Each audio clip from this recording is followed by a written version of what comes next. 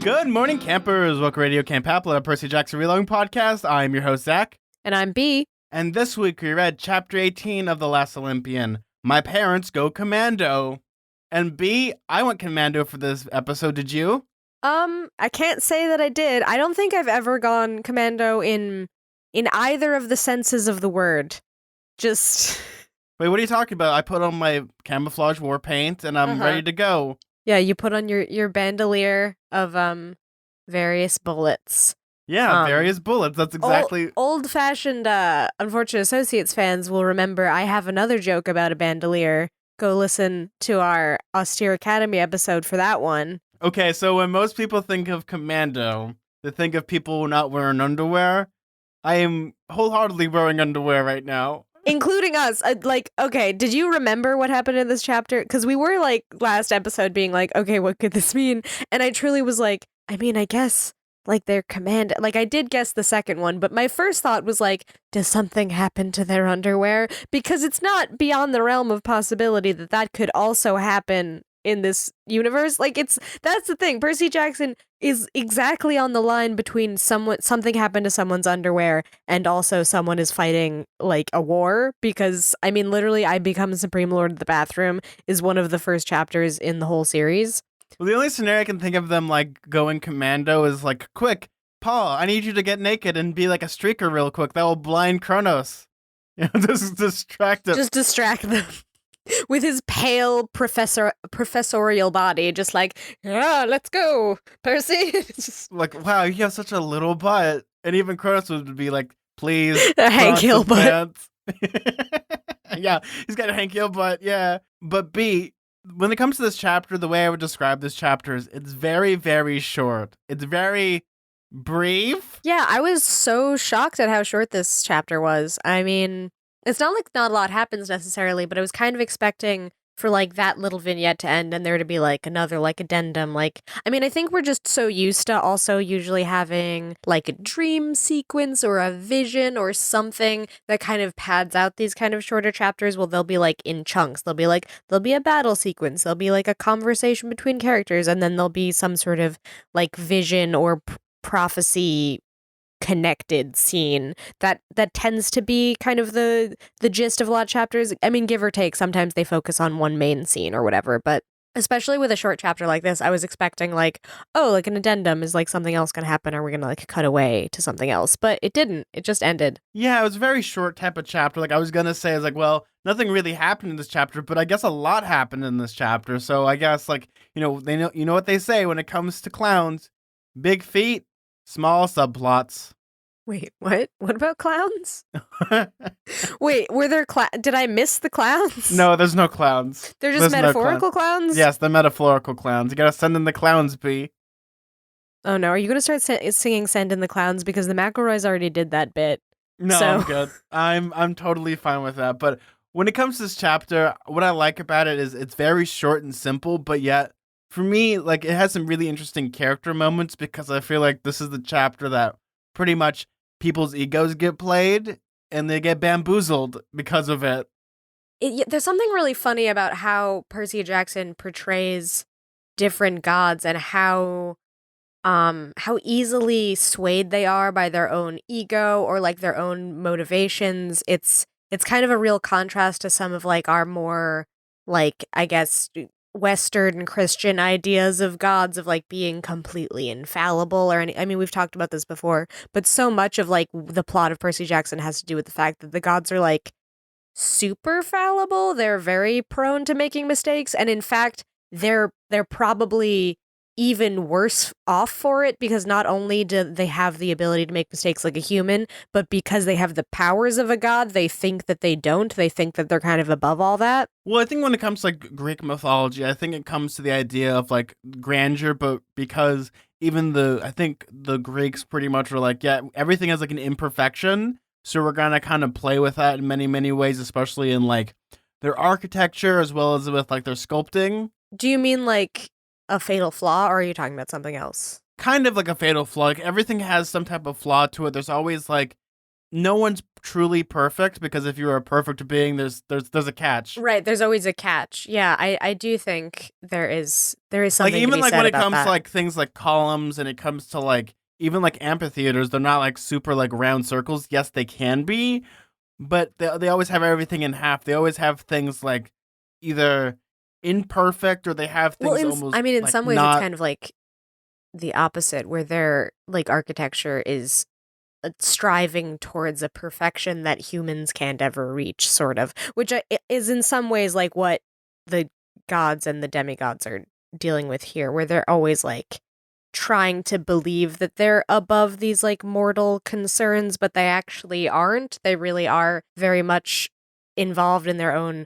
emotions, their own egos, their own motivations, that kind of thing. Well, even if you look at like Greek stories, like, I'm going to use like an example like this would be like Medea or even like Oedipus. Like some of their stories, like when we think of like Western stories, we think of everything having a happy ending. Like, oh, the princess gets what she wants and they all get ice cream Right. at the end. Whereas like in the Like case of the Oedipus, like triumph he of the goes, hero or something. Yeah.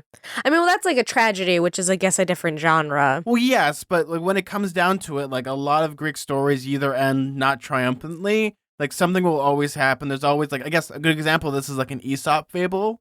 Well, like someone learns something, but someone's always thwarted, like the tortoise and the hare, and many of those stories where it's like there isn't really like a happy ending, but there also isn't necessarily a bad ending. Yeah, I mean, I don't think Percy Jackson as a story is a tragedy, and that's why I definitely feel like ultimately they're going to succeed. I mean, what does success look like? It's definitely going to be kind of more of Ice like cream. It looks like ice that cream, B. yeah, like after you win a softball game or something. But there's something to be said about a story where the hero does triumph, but along the way a lot of things happen to other people, oftentimes innocent people, and it's like reconciling that with like, oh, we won this war, but at what cost? Look at like all of the damage we caused along the way. And I think that that's a lot of what this chapter talks about, because they, I mean, we'll get into it, but I mean, like, now humans are kind of a wild card added to all of this, and they're like aware of what's happening with Kronos. And I mean, well, they're not aware of it because most of them can't see through the mist, so they're like probably perceiving some sort of apocalyptic scenario that doesn't involve like an ancient titan or something, but they're still perceiving horrors, probably. Yeah, they're seeing like weird things, or they're probably seeing like a riot in the streets, that type of like weird type of wishy washy stuff. Right, they probably think it's like a riot or like a terrorist attack or something, like a real world allegory. Possibly. I'm guessing that's like what they're thinking of is like, oh no, B, it's horrible. It's the terrorists. They're winning. What? No, they're not. Here's like another interesting thing, and we've talked about this a little bit with sometimes when Rick Riordan like retcons a historical figure to be a demigod, and like the weird implications of that. There are some weird implications to the fact that in this universe, sometimes what is perceived as like a real world threat, like a terrorist attack or like someone, shooting a gun, like, you know what I mean? Like the example in The Lightning Thief, the way that mortals perceive what's happening is very much like rooted in reality. And so then the flip side of that is like a kid reading this being like, oh, well, sometimes the bad things that happen are actually secretly this ancient Greek battle going on before our very eyes that we can't see through the mist. And like that's kind of weird to think about, I guess, like the implications of that. I know it's fiction obviously, but like it takes place in like a slightly altered version of our world. So what I'll say about this is, especially when it comes to like alternative history, is like when you start to think of it that way, like normally when it comes to the crux of like Percy Jackson, we need to think of it like as its own thing rather than thinking of like the other things. It's not like, oh man, all these horrible tragedies that happen. I'm not going to give like really good examples. Like, I guess like, oh no, Pearl Harbor was caused by spooky ghosts. Like, that's like almost really disrespectful. Isn't that almost basically the plot of Wonder Woman though?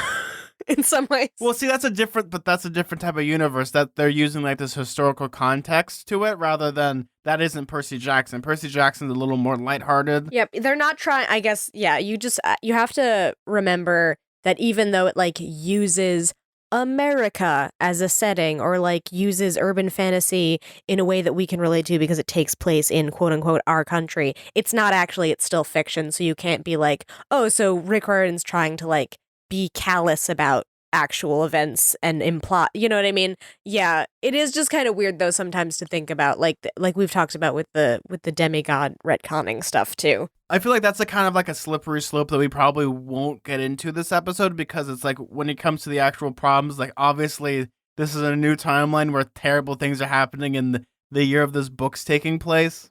So there's other things happening. I think it's like small potatoes. What do you remember what year this came out? I want to say it's 2006. No, B, this book came out in 2009, so let's say 2009. I've always assumed like this book just takes place the publication date. But kind of like moving on, because I think we're like not sure what to kind of talk about with this episode, because like we'll talk It's about so the short. chapter. It's Yeah, I short, mean, but it's a good amount of like, stuff happens. a little, yeah, a lot of good stuff happens with this chapter, so let's kind of get into it, what kind of happens. Of course, at the end of the last chapter, Kronos was pretty much on the doors like, knock, knock, will you let me in?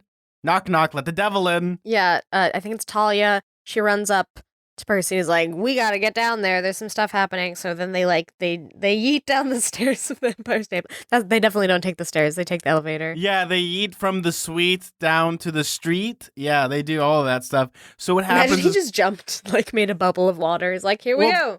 B, are you talking about him doing a superhero landing? Right, yeah, where he like punches the ground. Yeah. Yeah.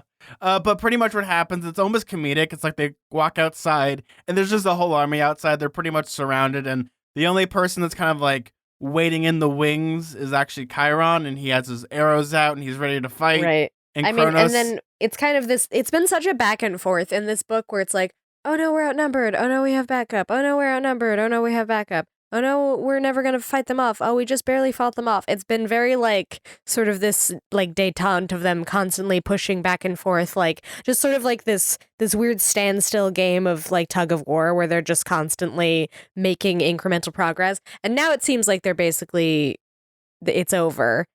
I mean, even the party ponies, which they seemed like such like a deus ex machina, like, oh, we've arrived to help you, and then, you know, the Ares cabin, we've arrived to help you. A lot of them have already been killed. well, this is a lot of like the coming together type of situation where it's the end of the book, and like all these pieces are coming into place.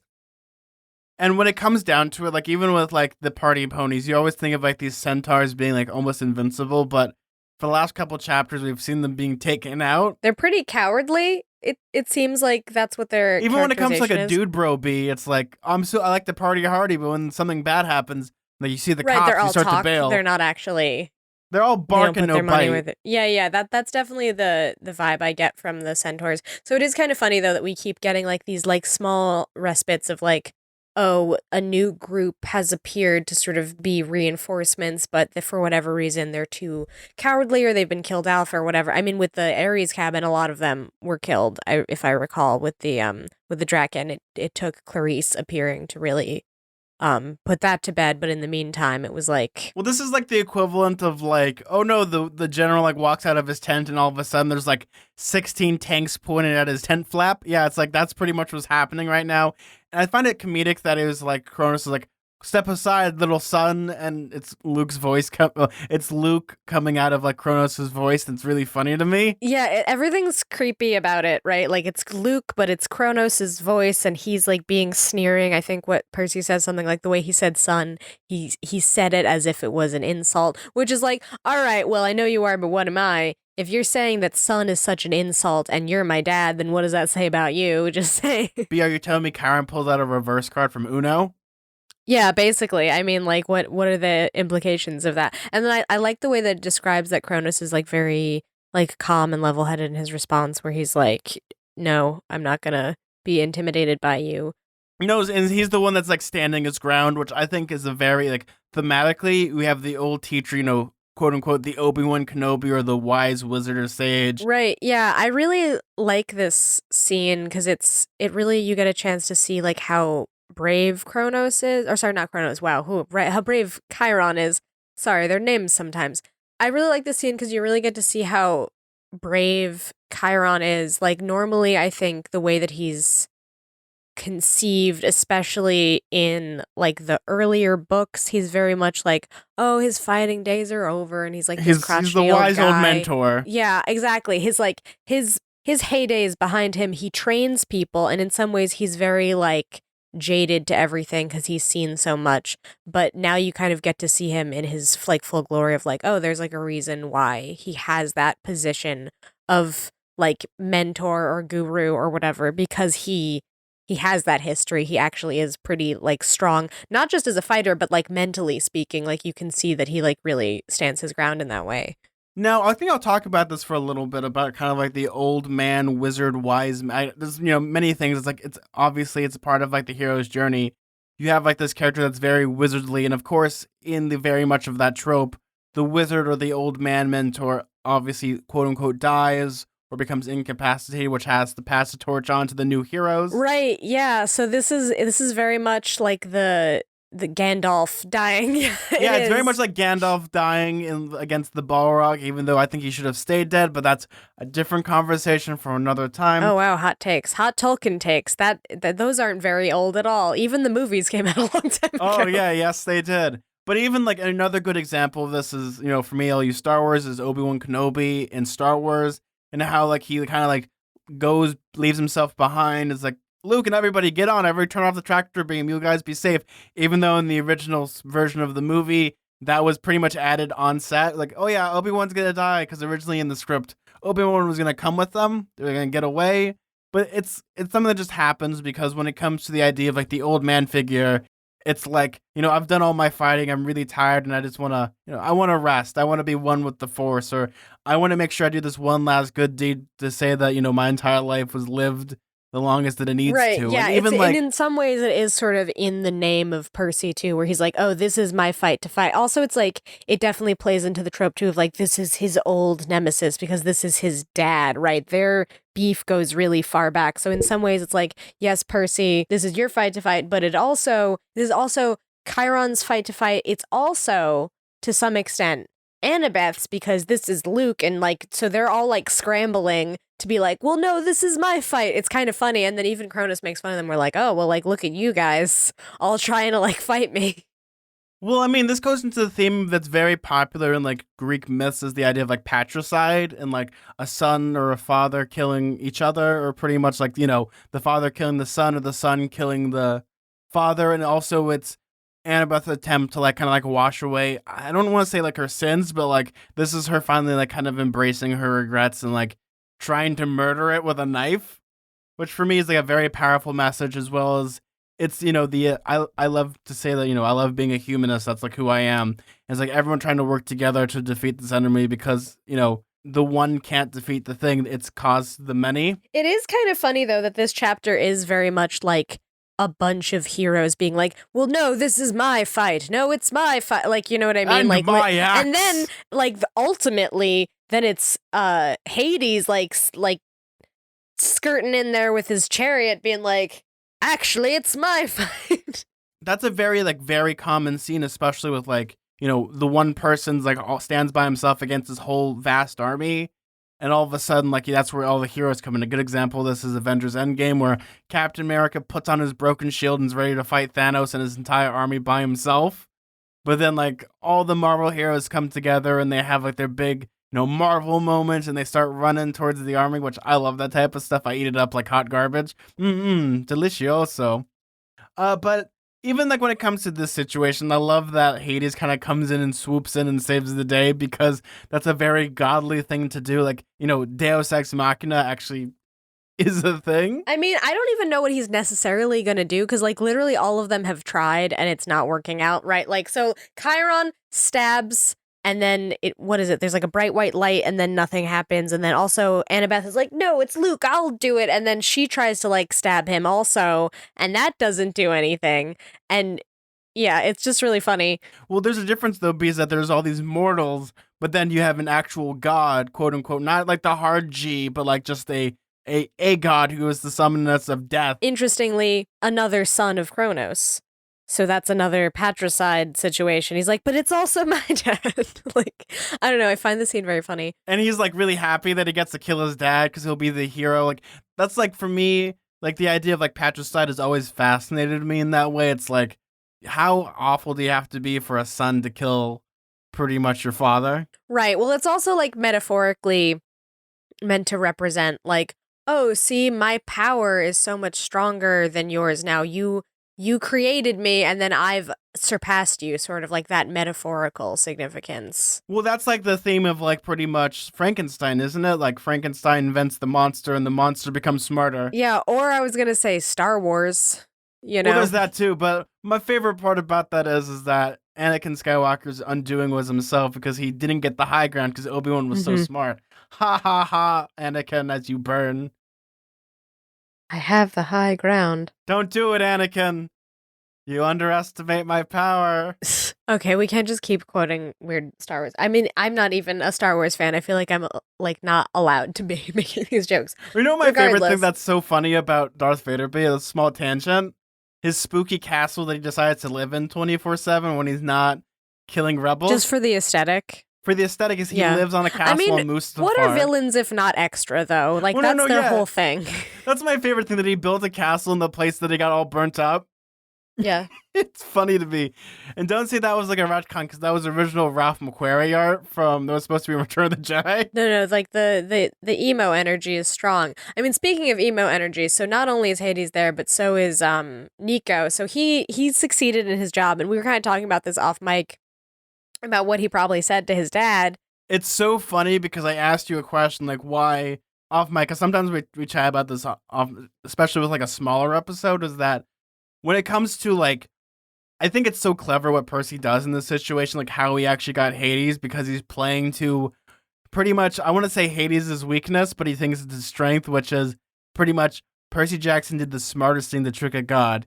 He played with his ego, which is a really interesting theme, because it's like when he comes into play, it's like, I'll be the hero of Olympus. All my, my brothers and sisters will. Well, first of all, be Nico like, "Oh." said your death would be great for me. So like then there's Nico too, who like swoops in for a second and is like, well, I'm being the hero because in a way I am, because I brought Hades and Hades will defeat. It's like everyone's sort of fighting for the spotlight, which is very hero of a lot of these characters. So Hades appears in his chariot of death, and like everybody who looks at him is filled with like mortal peril because it gives them this sense of like dread. Coming up here, even though I'm kind of sad he doesn't ride a pale horse, because death rides a pale horse. Yeah, first of all, Hades smiled coldly. Hello, father, you're looking young. So it's like, do you think Hades like practiced that line on the way there? Like, I'm trying to think of like him being like, oh, this is gonna look so cool, and I need to figure out what line I say when I get there. For me, in my head, I'm imagining like, why, father, you look so hideous, and he looks like, ah, shit, he's handsome.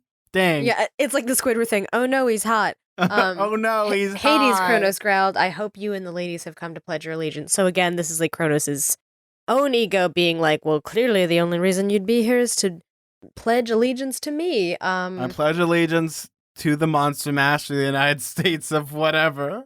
Oh man, but it's funny because you have this, and I love the whole situation of, again, it's weird that Hades doesn't ride a pale horse. It's like a horse made out of darkness, and he has this helm of darkness from the first book.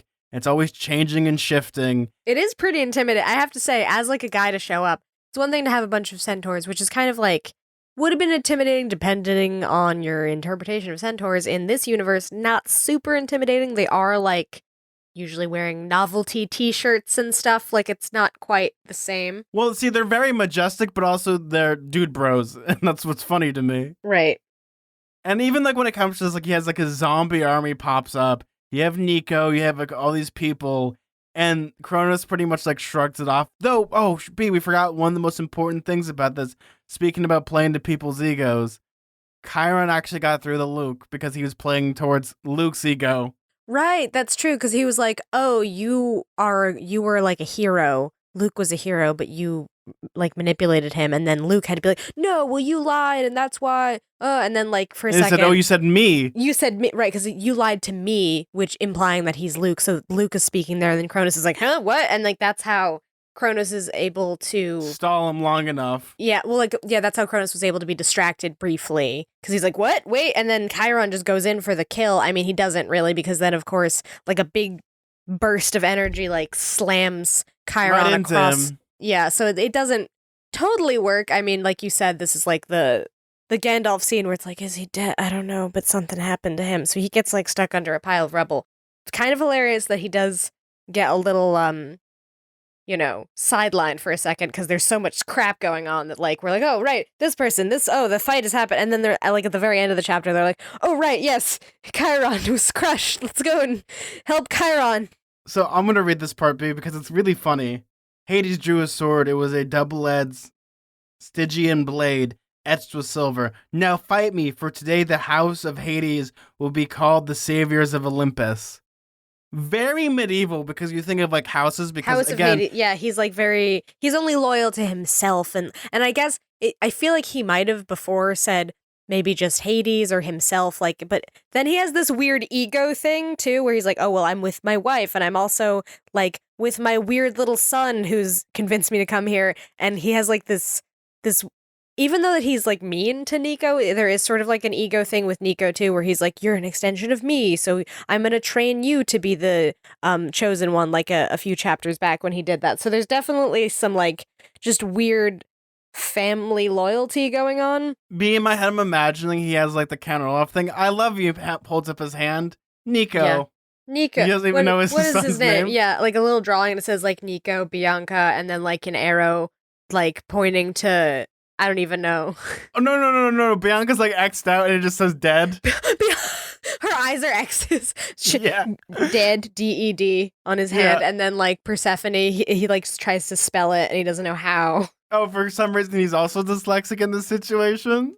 Yeah, I mean maybe. Also Persephone kind of a challenge to spell, I'd say. For a lot of people. Oh man, but yeah, that's in my that's in my head right now. That's the visual joke they should do. Yeah, for sure. I'm here with my family, including Nico, including Nikon. No, B, it's like I'm here with my family, not Bianca. It's Nico, Dad. Oh, the other one with the face and the hair. So yeah, Kronos is there because of his ego. Surprise, surprise. He only cares about being the savior of Olympus. He doesn't even really care about Olympus. Honor and glory. It's all about honor and glory, which I love. Is that it's funny because it's like Hades doesn't want to do it because if Olympus falls, he'll just disappear, whatever.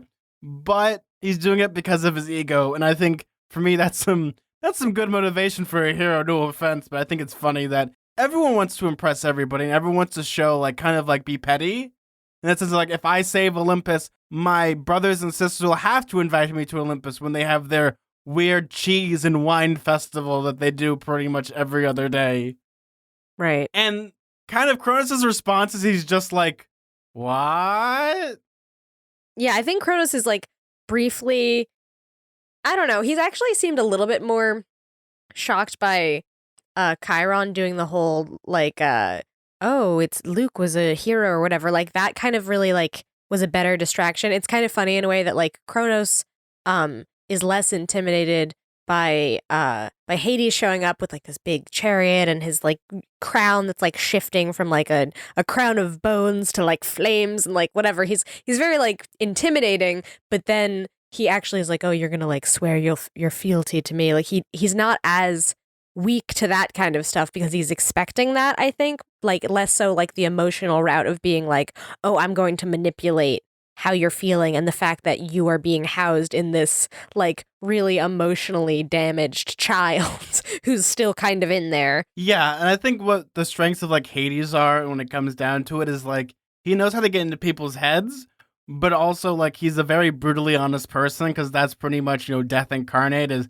death is a very brutal experience, right? But what I'm saying is like he's more about like a physical intimidation and more of like the classic idea of like going into battle and be like, oh, I'm gonna look scary, I'm gonna intimidate you. But I do think it's an interesting contrast between him and Chiron, where Chiron's so much more like psychological. Like he understands that within Kronos is Luke, and Luke has all these complicated feelings. And even like what happens with Annabeth, where she is able to like distract him and attack him, that too is like, I think Percy says something like in the narration of like, oh, I think for a brief second he remembered that he liked her. You know what I mean? That in some ways he's weaker to that than he is to like the Lord of the Underworld swooping in with like all of his forces of the dead. That's like a really good mentality when it comes to it, because I feel like the fight is more of an internal thing than an external thing, because when it comes to like Hades, right, they'll never be able to physically, scary. Right, they won't be able to physically hurt him, but like what hurts people, like there's always a weak point, and sometimes I'm gonna go back to Star Wars for this.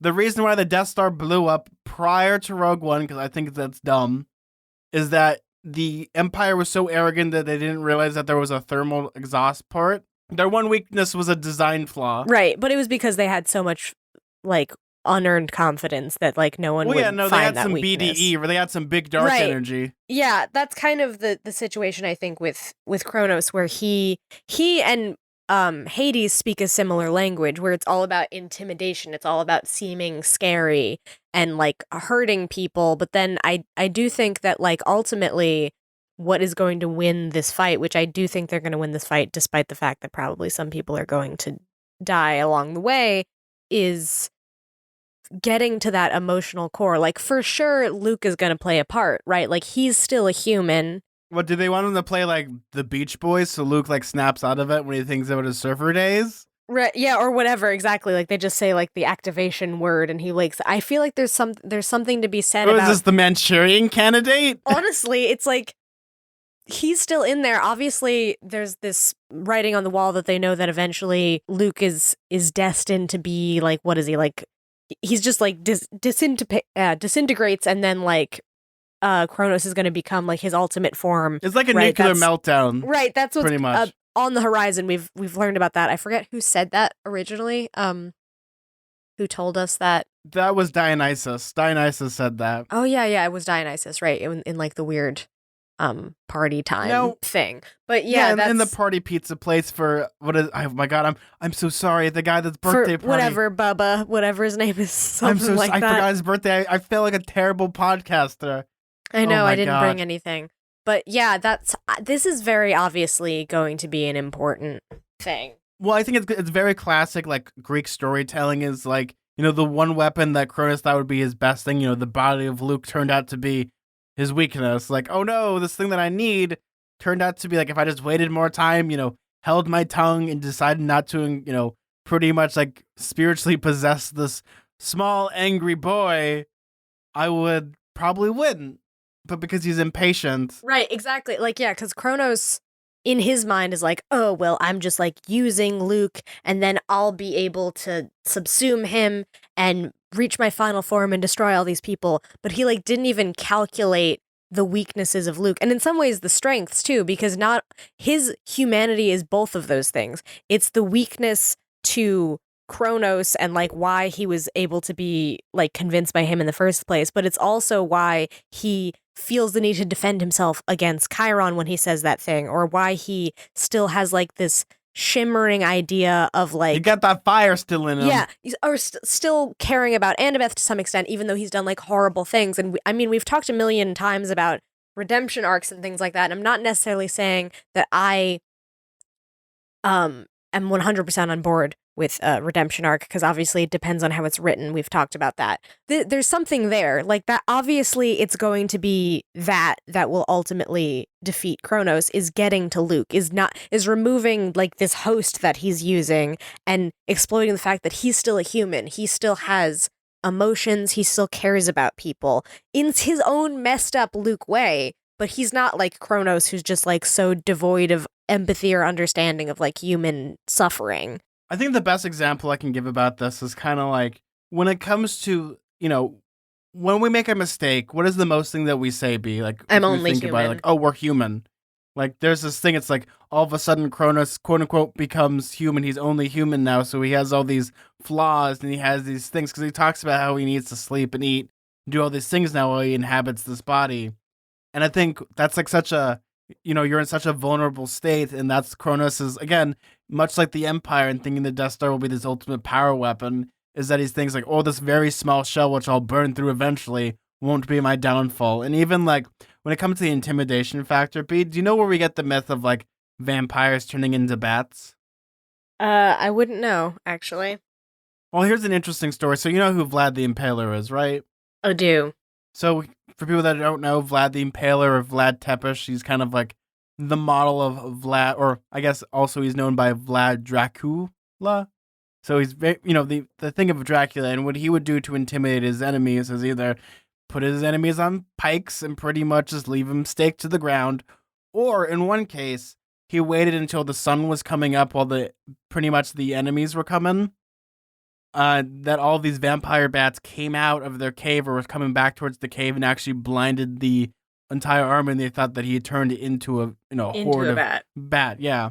So But it's there's more about the intimidation factor. yeah, it's more about the intimidation factor. Same as with like Blackbeard. Blackbeard would scare his opponents both by like putting down the Jolly Roger, but when he boarded ships, he had like incense in his beard and stuff, so it looked like he was on fire and like he was like a spooky specter. And I think that's so cool and so extra, but it's very much the same thing with like the flourish of both Kronos and the flourish of like Hades and how they're trying to intimidate their enemies pretty much. It's not a battle of getting their numbers down, it's more of a battle of attrition and just them simply giving up hope and the will to fight. Right. I mean, it's not even a metaphor. It's text. Like there's the Pandora's whatever jar box, doesn't matter, that literally holds hope, and it's this question of whether or not they're going to give up hope. I don't think they're going to. Like we've seen time and again that even in really difficult situations where Percy has felt like he should give up hope, he hasn't. Other characters have felt hopeless, but they're still like charging forward. They're always able to ultimately at least survive. I mean, maybe not succeed. Like we've talked about, there's been some casualties along the way, but I think that that's their strength, is that they won't give up hope, because that's what Kronos is counting on. Yeah, Is that's that kind of they'll the just point. it's not anything about their physical strength, because of course, I mean, like, yeah, Kronos is like stronger, but it's complicated because they seem to endlessly be getting different backup somehow. So it's not really that. This is more plot armor in the sense of like, well, they're gonna keep needing people because eventually it'll be like what, Percy Jackson and like two other people. Like you need to have it's unrealistic. It'll be like a standoff forever. But I think Kronos doesn't even want to bother with that. He doesn't even want to like fight them in that way. He just wants them to surrender because he doesn't care. He doesn't believe in their cause. He doesn't have any emotions about it. Well, that's a lot like in like the American Revolution. Like we didn't decide to like fight fair. We decided to fight super dirty. So eventually the British were like, yeah, you guys can just have this because you're like, you're fighting at night. You're cutting off supply lines. You're doing everything because quote unquote war's supposed to be like this honorable game.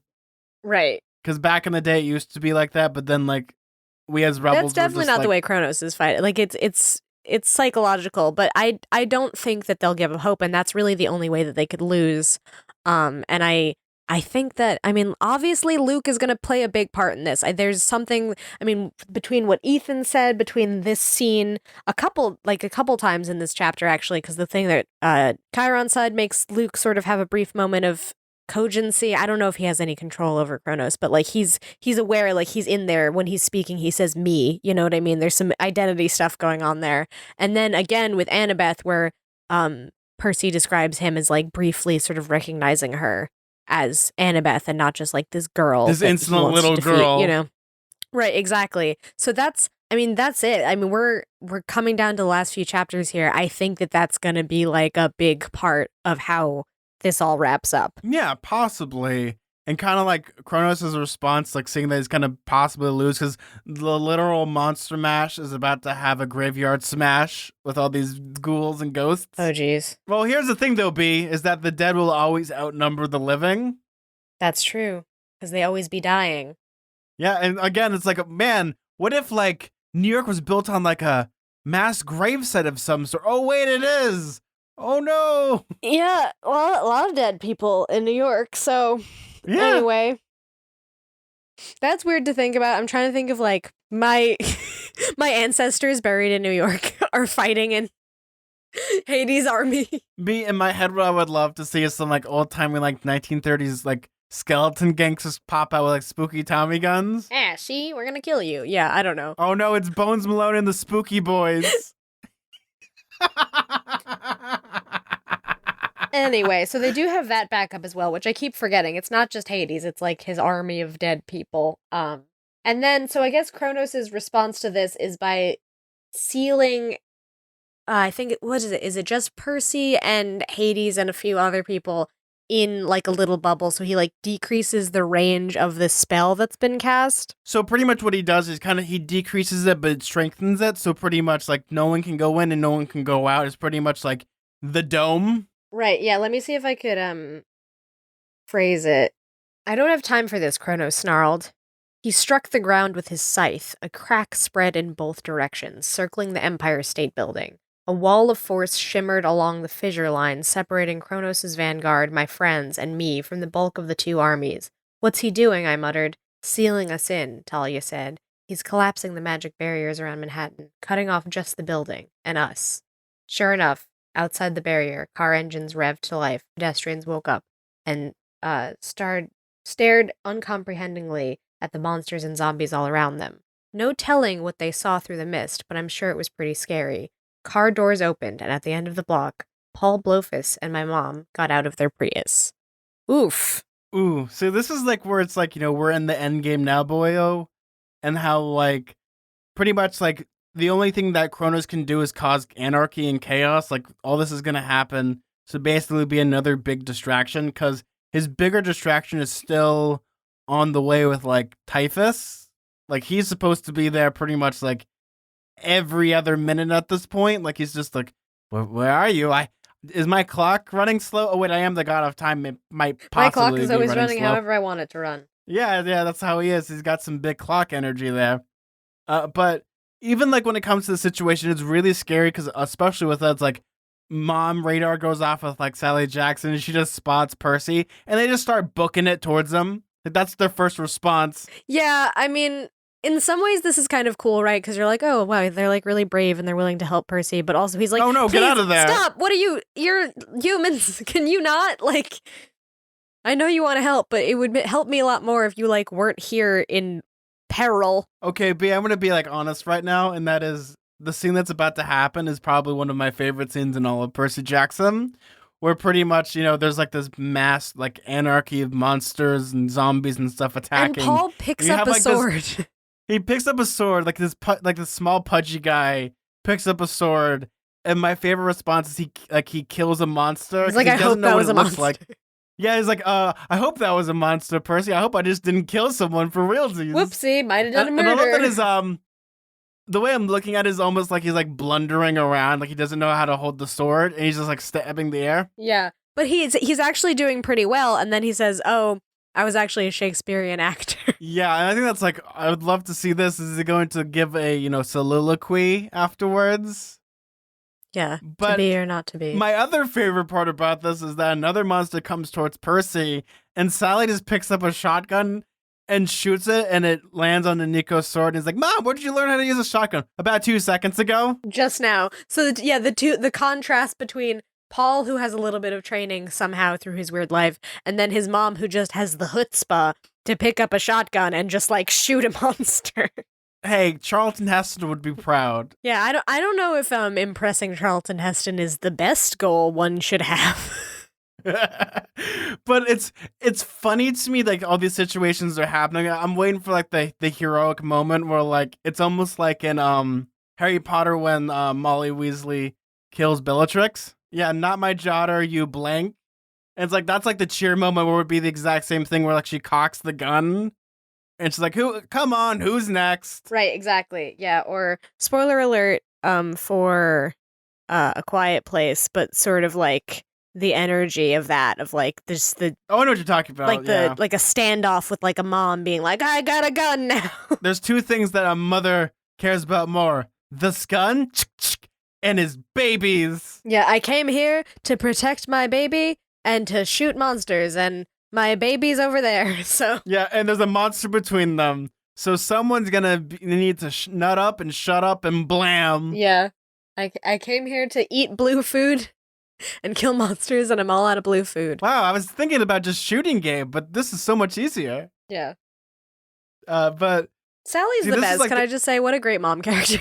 I love her. Yeah, well, I mean, that's like most moms would do stuff like this. This is just crazy to me. It's like some moms can lift the car off of their infant child. Some of them will blast monsters in the face. Oh, my mom 100% would be this mom. Like, no joke. Have you ever seen that meme where it's like two dogs howling and it's like a puppy and then like a bigger dog? And it says, when you're mad about something and you tell your mom and then she gets mad about it too. That's kind of the energy that Sally Jackson brings to the table. Is she's just like, someone's messing with my son, I will fight. Oh yeah, I'll throw down hands. I don't care if it's like a 4-year-old. Right, exactly. But that's what I love about about to say Ellen Ripley, because that's the same Same amount of energy. energy. She's Yeah, it's bringing the the exact same Ripley energy. energy. What is it like? Is Sally gonna get into a power loader and like fight Kronos 1-on-1? Is that what's gonna happen? Is Can we see that? Can we get fan art of that, please? B, what I'm waiting for is like when like Sally Jackson like is like fighting Kronos, you're gonna have to catch his hands, Chrono boy. Mm-hmm. And he's like, "What the what?" Like he'll be so dumbfounded. Oh no, my kryptonite, mothers. Yeah. Oh right. Jeez, he has a lot of mom stuff going on there. So Oh no. everybody has parental issues in this book series, though. So you'd be hard pressed to find someone who has a healthy relationship with their parents. B, what is the name of the next chapter? The name of the next chapter is Chapter 19. We trash the Eternal City. Okay. What is that supposed to mean? So I'm going to say Eternal City is Olympus, and they're being pursued now by Kronos. They're right there next to the Empire State Building. They're probably going to fight in Olympus, which is going to be a whole big mess of a thing. I think that's generally what's going to happen. But other than that, I don't know. We're at chapter 19 now. How many episodes or how many chapters are there? Like what, 21, right? There's 23. 23. Okay, so we're not quite at the end yet, but we only have, 4 chapters left. We're pretty much like near the end. Like you can see the ending like written on the walls. Yeah, I mean we're in. This is it. This is the standoff. We're in the Olympus. end game now. B. Yeah, so we'll see what happens with that. I'm Time gonna to go stand to by the my quantum prediction realm. that ultimately Luke is going to be involved in all of this, but I don't know if that's going to happen next chapter or it's going to happen closer to the end. We still have a little bit of time. The more that I say it, I still can't believe we're almost done with this. I know, this is weird because we're almost done with the whole series. And then what will we do? It's really crazy, like when you think about like we're just about to end this podcast in the sense of like we're gonna get to a new series, but bigger, brighter future we're gonna have. I mean, it'll be the same but different. So you want to read some listener emails? Okay, so the first one is from Lavender Flower, who says, Radio Camp Half-Blood fanfic? Shocked emoji. Hi, Zach and B. I'm a listener from Sweden named Lav, and sorry if I mispronounced your name. And I've just started writing you guys a fan fiction. It's titled, get ready for the most creative title of this decade. Drumroll, please. Brrr. You could edit in the drumroll. Oh, no, I like that drum roll. Keep doing it. Percy Jackson meets Zach and B. I'm going to send it to you when I'm done with it, which is hopefully when you're done with The Last Olympian. Since it takes place between The Last Olympian and Heroes of Olympus, I just need to know 2 things. What cabin would you guys want to be in if you weren't in the Athena cabin? And B, are your pronouns they, them, or something else? Also, this is my first serious writing project, so I'm pretty excited. Bye from Sweden and keep staying mortal. Also, I'm only on your episodes about Battle of the Labyrinth so far. Oh, so you're a little bit behind. So you probably, I don't know if you're going to hear this. Maybe, Zach, again, sometimes we can like email you back and just let you know, by the way, we responded to you in this episode, which you haven't listened to yet because you're not caught up. But regardless, yes, I do use they, them pronouns. Thank you for asking. I appreciate that. And what cabins would we be in, Zach? I don't know. Well, I'd be in Hephaestus. That's easy for me. Hephaestus cabin. Yeah, well, if you weren't in, what is... You would be Apollo. I was in Apollo, right? Yeah, not in Athena cabin. Yeah, Apollo cabin, for sure. So yeah, you'd be in Apollo. And then what was the second part of that question? It will ask me about my pronouns. I think your pronouns are clearly he, him, but just in case. What is it, dude, bro? Yeah. Dude, bro. I do believe that's the whole question. Thank you. That's really awesome. I'm excited to see what that's going to be about. That's interesting that we're going to be getting a fan fiction about ourselves. Yeah, well, maybe we could do that as an episode. Oh man, make it like a dramatic reading. This would be great. Well, yeah, because if we get it right after The Last Olympian. Maybe, yeah, that'd be fun. Would everyone email us? Would you want to hear an audio drama from us? Because I've been working on some interesting audio drama stuff, so I'm actually very familiar with doing stuff like this. It says, since it takes place between The Last Olympian and Heroes of Olympus, so that would be right in between what we'd be doing. That might be like a good little bonus episode or something, so we'll see how that works out, depending on the timing, but thank you, that's really cool. Rad. So I have an email, and this one is from Siana, Siana. If I get your name wrong, I am so sorry. Hey, Zach and B, I am Siana, a 14-year-old girl. At the moment I'm listening to your episode, I sit on the hot seat, and I think it's absolutely necessary to tell you that Hope is where the hearth is. Yeah. Yeah. Nice. I want that on a doormat or like love, life, love. Yeah, well, it's like the McElroys, like, what is their tour now? It's like 2020 uh live your life with laughter and love or something. Like that's kind of the energy that brings is hope is where the hearth is. My aunt had a lot of those kinds of like little encouragement things of like framed cutesy Bless this phrases and mess. stuff. And there's nothing wrong with that. I love that. Yeah, no, they're kind of sweet in a way, you know. So, B, did we get any more emails? We sure did. We got one from Carlin who says, "Hey guys, it's Carlin again, and I have a request that I don't think anyone has asked. My friend and I are both huge fans, and I know it's a lot to ask, but could you do a meetup or something kind of near Iowa? My friend and I are huge fans, and we love you so much. Keep staying mortal." Okay, B, how would you like to answer this? Um, the thing is, you are great and your friend is great. I don't know if it would be super worth it or fair to go to a specific place to do a meetup for you guys just because, like, we don't know how many fans are out there. I wish, I mean, there was kind of like a more central place. I mean, we did do a meetup in New York City, and then we do have a fair amount of fans in, like, the New York area, in Los Angeles and in the New York area, which is where we live, which would kind of be more logistically plausible. Well, I think most likely if we're ever going to do like a meetup, it would probably be in like one of the major cities. Like it would either be New York, Los Angeles, Chicago, San Francisco. Like if we want to do like a world tour, we're going to hit them up that way.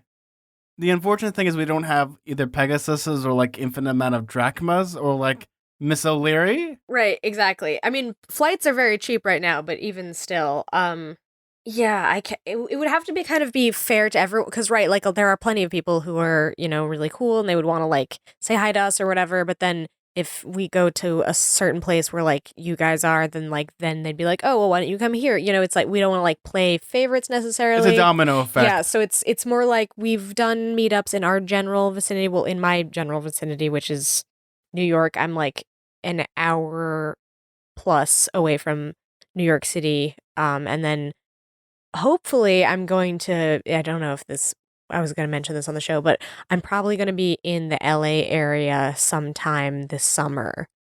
And that we might do a meetup type thing then, depending on That would scheduling be or whatever. fun. But as far as like going to a place where neither of us, I mean, like that might be a midpoint, but it's not like logistically feasible for us right now. If we ever like super hit it big and like did a tour or something, Had like a world like tour. you know what I mean? Like some podcasts are able to do tours if they have like a big enough fan base to like logistically and financially justify that, but right now like we're kind of not in that place. But we appreciate that you guys really like our show and that you're like excited about it and want to do a meetup kind of nearby, you guys, but hopefully, you know, maybe you'll be able to make it out to one of the ones we do where we live, or you know, who knows, maybe we'll get picked up by Earwolf tomorrow and then we'll do a big tour for you guys. I don't know. Hey, that'd be kind of cool. But thank you so much, regardless of the email. Like, thank you so much for listening to the show. Like, we'd love to come down there. Unfortunately, Right, yeah. there's obstacles in the way. So I have an email, B, and this one's from Brian. Hey, Zach and B. I just listened to your episode. I sit on the hot seat and had some thoughts on how Selena hid the scythe charm from her fellow campers. As you might be aware, Selena means moon from the goddess. Titan Selena, who originally personified the moon. The sickle-shaped scythe could be mistaken for a crescent Right. moon. So as long as Selena didn't let anyone examine her charm too closely, she could have passed it off as a moon charm if someone asked. I would also like to give Alex and everyone else a recommendation. The Adventurers Guild is a YA post-apocalyptic high fantasy trilogy. The last in the series came out in December of last year by Zach Lauren Clark. Nick Elapoulios, I think I'm probably sure I butchered that. I'm so sorry, Nick, if you're out there. Zach will appreciate the story. It's practically inspired by Dungeons & Dragons. The basic outline of the story is a human son of a merchant and his best friend, who's a half-human, half-elf, are drafted into the Adventurers Guild. Their city only defends against monsters that live beyond their walls. There are so many themes in that many readers of Percy Jackson will recognize and embrace. Those themes are best summarized by a passage in the final book's acknowledgments. There is magic, real magic, and taking pride in who you are, and the world needs more magic in it. Thanks, from Brian. I have never read The Adventurers Guild. I think I've seen the cover at it every time I go to like Barnes & Noble. Like right now I finished Dune, and now I'm like rereading Game of Thrones or A Song of Ice and Fire and having fun with that. Maybe that'll be on my list next. Yeah, I feel like all these book suggestions are often like I appreciate them, but I often do not read a lot of fantasy, honestly. Not to say I wouldn't like it. You're I'm just missing like out, B. I know, listen, I'm just like bad at being proactive with reading. I think something happened that when I was like a literature student, I was like really burnt out on reading. So now like I mostly read for the podcast and sometimes for fun, like if I really don't have anything to do. But I've taken a big break from reading really in the past few years just because I've narrowed it down to just like work basically, which is kind of funny, like for this or for like jobs I've had. Yeah, for me, like I just like reading. Like here's my conundrum that I have. This is gonna sound really shocking, B, is that I have all these books in my bookcase, but I've kind of like reading my ebooks now.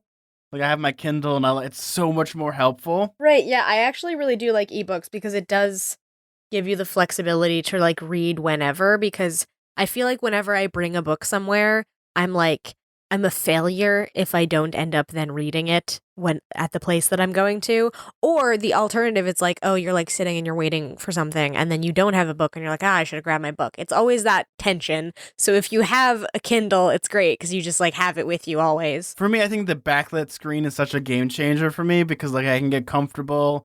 And with my old timey eyes now, like I can make the screens bigger. I can make them. Oh my god! Like I'm not trying to have like an advertisement for like getting ebooks, but like I like paper. But there's something special about a Kindle now. I read Percy Jackson via ebook because that way, if I have like a little window of time and we're going to record soon, I'll just like sit down and be like, oh, I could read this chapter ahead of time. You know what I mean? Like it's way more convenient to do it that way than like remember to bring a book around. I did read Lightning Thief as a physical copy, but the rest of them I've been doing ebook. Yeah, and there's nothing wrong with the way you want to read a book. Paper, electronic, beamed into your brain. All those are all suitable ways for me. Well, B, I don't think we have any other emails, and we didn't get any new Apple Podcast review, and that's okay. So, B, where can they find you on the social medias? You can find me on Twitter and Instagram at bkellygorman, and you can find me on Tumblr at twinpoetry.tumblr.com. If you want to follow me on Twitter, you can follow me at Suda41. That's SUDA41. If you want to follow our show on Twitter, that's at halfblood_radio. If you want to email the show, you can email us at radiocamphalfblood@gmail.com. We have a Patreon, patreon.com/radiocamphalfblood. We have t-shirts available at TeePublic. Just go to tpublic.com. Well, guys, thank you guys so much for listening to another wonderful episode. We're at the end of the book series. I can't wait for us to say, B, I can't believe we finished Percy Jackson. Yeah. Yeah, it's going to be weird. I feel like I need to start mentally preparing myself now. So like at this rate, we have 4 episodes left, right? After Yeah, this. 4. We have a So month we have a worth month. of episodes. Yeah, so by the time yeah, I guess like early April rolls around, we'll be done. So B, you know what they say, the journey beats the destination. Yeah, I mean it's been really fun doing this. I'm excited to start reading the next books in the next series. I'm Zach. I'm B. Let's keep staying immortal, guys. Bye guys. See ya!